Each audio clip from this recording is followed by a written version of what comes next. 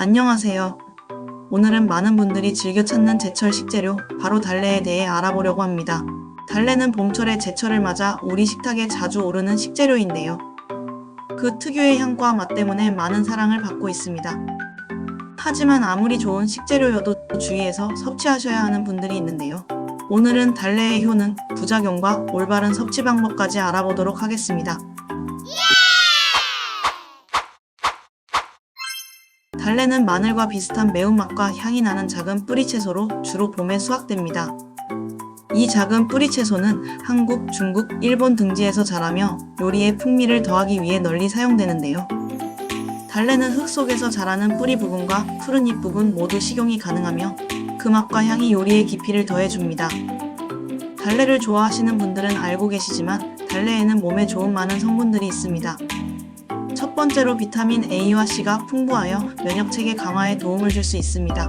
또한 항산화 효과가 뛰어나 체내 독소를 제거하고 피부 건강을 개선하는 데 기여할 수 있습니다. 이외에도 달래에는 섬유질이 많아 소화 기능을 원활하게 하고 장 건강을 지키는 데에도 좋습니다. 그렇기 때문에 변비 해소, 심혈관 질환 예방, 감기 예방에 효과적입니다.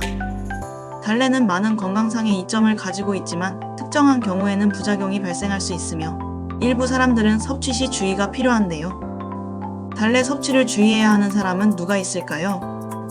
첫 번째로는 소화기 문제가 있는 사람입니다. 달래는 강한 향과 약간의 매운맛을 가지고 있어 일부 소화기 질환을 가진 사람들에게는 부적합할 수 있습니다. 특히 위염, 위궤양, 역류성 식도염과 같은 질환의 경우 달래가 위산분비를 자극하여 증상을 악화시킬 가능성이 있습니다. 따라서 이러한 질환을 가진 사람들은 달래 섭취 전에 의사와 상의하는 것이 중요하며 섭취 시에는 작은 양으로 반응을 테스트해보는 것을 권장합니다. 소화기계가 민감한 사람들은 달래의 향이나 매운 성분이 자극적일 수 있으므로 피하거나 적은 양을 사용하는 것이 안전합니다. 두 번째로는 특정 약물을 복용하는 사람입니다. 달래에는 비타민 K가 포함되어 있어 항응고제와 같은 일부 약물과 상호작용할 수 있습니다. 항응고제를 복용하는 경우 달래의 비타민 K가 혈액 응고 과정에 영향을 줄 수 있으므로 주의가 필요합니다. 예를 들어 와파린과 같은 약물을 복용할 때는 비타민 K의 섭취량을 일정하게 유지해야 합니다. 따라서 달래를 포함한 식단 변경 시 의료 전문가와 상의하여 혈액 응고 지표를 모니터링하는 것이 중요합니다. 이는 혈액 응고에 필요한 관리를 적절히 조절할 수 있도록 도와줍니다. 세 번째로는 달래는 양파과 식물로 마늘과 양파에 알레르기 반응을 보이는 사람들이 달래에도 반응할 가능성이 있습니다. 이러한 알레르기 반응은 피부 발진, 가려움증, 호흡 곤란 등을 유발할 수 있으며 심한 경우 아나필락시스 반응까지 일어날 수 있습니다. 알레르기가 있는 경우 새로운 식품을 섭취하기 전에 소량으로 시험해보거나 의료 전문가와 상의하는 것이 안전합니다. 특히 달래와 같은 향신료가 들어간 음식에 대한 주의가 필요합니다. 네 번째는 장 질환을 가진 사람입니다. 크론병, 궤양성 대장염 등 염증성 장 질환을 가진 사람들은 달래와 같이 섬유질이 많은 식품이 장을 자극하여 증상을 악화시킬 수 있습니다. 섬유질은 일반적으로 장 건강에 좋지만 염증성 장 질환의 경우 과도한 섬유질 섭취가 오히려 통증이나 설사를 유발할 수 있습니다. 이러한 질환을 가진 사람은 달래를 포함하여 섬유질이 높은 식품의 섭취량을 조절해야 하며 의사와 상의하여 자신에게 맞는 식단을 조정하는 것이 중요합니다. 마지막으로는 임신 중인 여성입니다. 임신 중인 여성은 식단에 특별한 주의를 기울여야 합니다. 달래와 같은 강한 향의 식품은 임신 중에 소량으로 섭취하는 것이 좋으며 과도한 섭취는 소화불량이나 불편함을 초래할 수 있습니다. 임신 중에는 호르몬 변화와 함께 몸의 반응이 예민해질 수 있으므로 새로운 식품을 추가할 때는 항상 주의를 기울이고 필요한 경우 의사의 조언을 구해야 합니다. 달래의 섭취가 태아에게 직접적인 피해를 줄 가능성은 매우 낮지만 달래에 포함된 특정 성분이 소화 과정을 자극하거나 민감한 반응을 일으킬 수 있습니다. 이러한 이유로 임신 중인 여성은 달래를 비롯한 모든 식품을 섭취할 때 주의해야 하며 건강 전문가와 상담하는 것이 안전합니다. 달래를 섭취할 때는 이러한 점들을 고려하여 자신의 건강 상태와 현재 복용 중인 약물에 대해 의사와 상의하는 것이 좋습니다.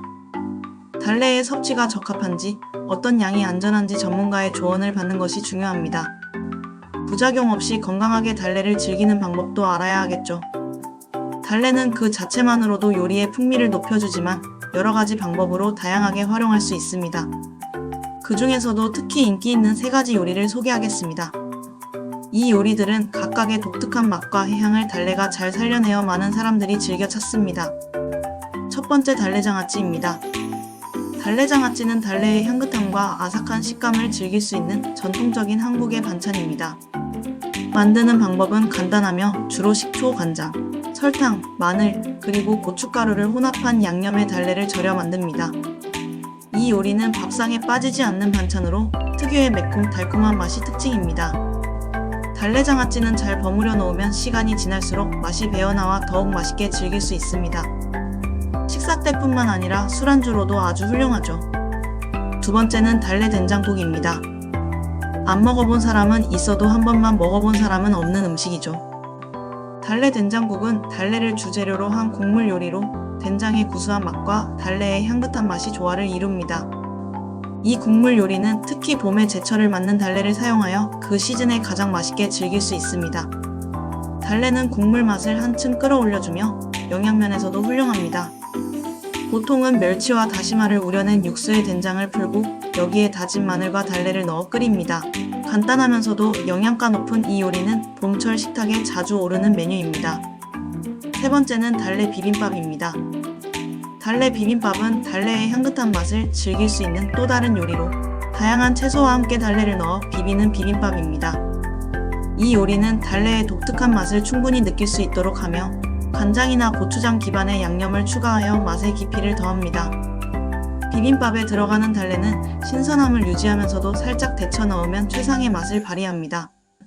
색다른 향과 맛의 조화가 일품인 달래 비빔밥은 건강식으로도 손색이 없으며 다채로운 영양소를 한 그릇에 담은 든든한 한 끼 식사로 제격입니다.